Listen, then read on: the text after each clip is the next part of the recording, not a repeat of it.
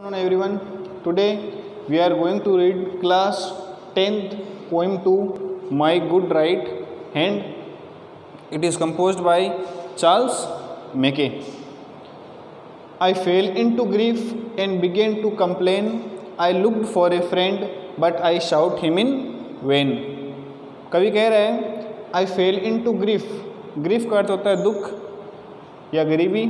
And begin to complain. Complain का अर्थ होता है शिकायत करना. कभी कह रहा है फेल उनटी ग्रीफ कि मैं गरीबी में गिर गया या दुखों में गिर गया. एंड बिगेन टू कंप्लेन और मैंने क्या करना शुरू कर दिया, शिकायतें करना.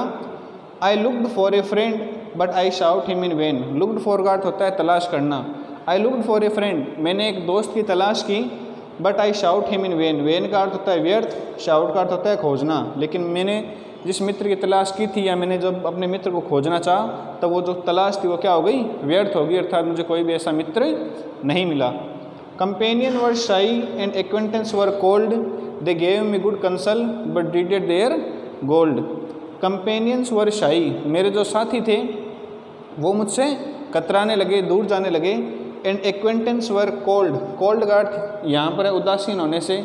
मतलब जो मेरे परिचित लोग थे या मेरे जो साथी लोग थे वो दोनों मुझसे कतराने लग गए, मुझसे दूर जाने लग गए. दे gave me good Kansal. Kansal का अर्थ होता है सलाह. वे मुझे अच्छी सलाह देते थे. बट डिडेड देयर गोल्ड, लेकिन अपना जो धन है या जो पैसा है वो देने से डरते थे. डिडेड का अर्थ होता है डरना. Let them go I exclaim. I have a friend at my side to lift me and aid me whatever betide. Let them go, उन्हें जाने दो. आई एक्सक्लेम, मैं चिल्लाया. कवि कह रहा है कि जब मैंने एक अच्छे दोस्त की तलाश की और जब मुझे वो अच्छा दोस्त नहीं मिला या मेरे जो परिचित लोग थे वो सब मुझसे दूर चले गए, तब मैं ज़ोर से क्या चिल्लाया, लेट देम गो, कि उन्हें जाने दो. आई have a friend at my side, मेरे पास अभी भी मेरा एक मित्र है. टू लिफ्ट मी, जो मुझे ऊपर उठाएगा. एड मी, मेरी मदद करेगा. वाट एवर बिटाइड. बिटाइड का अर्थ होता है घटित होना, कि मेरे पास एक मित्र है चाहे मेरे साथ कुछ भी घटित हो जाए वो मेरी क्या करेगा, सहायता करेगा.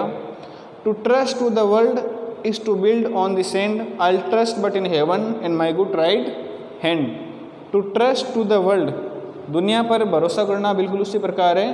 To build on the sand, जिस प्रकार रेत पर किसी भी चीज़ का निर्माण करना, किसी भी महल का निर्माण करना.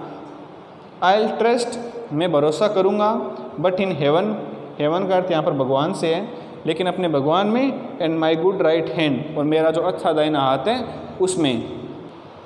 तो कवि का जो भरोसा है वो अपने भगवान पर और अपने good right hand. Good right hand का अर्थ यहाँ पर कठिन कार्य से बताया, अपनी मेहनत पर बताया है कि उसे अपनी मेहनत पर क्या है, भरोसा है. My courage revived in my fortune despite and my hand was as strong as my spirit was light.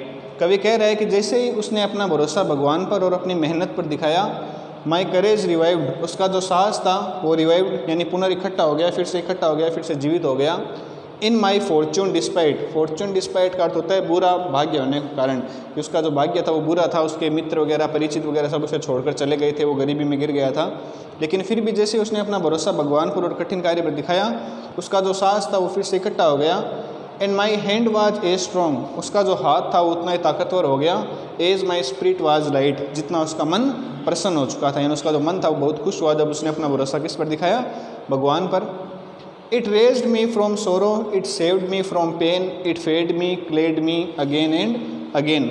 कवि कह रहे हैं कि जैसे ही मैंने अपना भरोसा अपने भगवान पर और अपनी मेहनत पर दिखाया, it raised me from sorrow.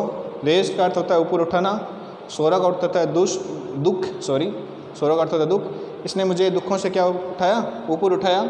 It saved me from pain, इसने मुझे दर्द से बचाया. इट फेड मी, इसने मुझे भोजन करवाया. क्लेड मी, कपड़े पहनाए. अगेन एंड अगेन, कहने का अर्थ है उसका भरण पोषण किया बार बार. The friends who had left me came back everyone and darkest advisers looked bright as the sun. तो जैसे ही कवि की जो स्थिति थी वो वापस सही हो गई, यानी वो गरीबी से ऊपर उठ गया. The friends who had left मी, कवि कह रहा है तो जो दोस्त मुझे छोड़कर चले गए थे, केम बैक एवरीवन, वे सब के सब वापस आ गए. एंड डार्केस्ट एडवाइजर्स, और मुझे जो सलाह देने वाले थे, लुक्ड ब्राइट एज द सन, वो भी अब सूर्य की तरह चमक रहे थे. कहने का अर्थ है उसके जितने भी परिचित लोग थे, उसके जो दोस्त थे जो उसे छोड़कर चले गए थे उसकी बुरी स्थिति में, वो उसकी स्थिति अच्छे होने पर वापस आ गए. आई नीड देम नो मोर, अब मुझे उनकी आवश्यकता नहीं है, एज दे ऑल अंडरस्टैंड, जैसा कि वे सब कुछ समझ चुके होंगे।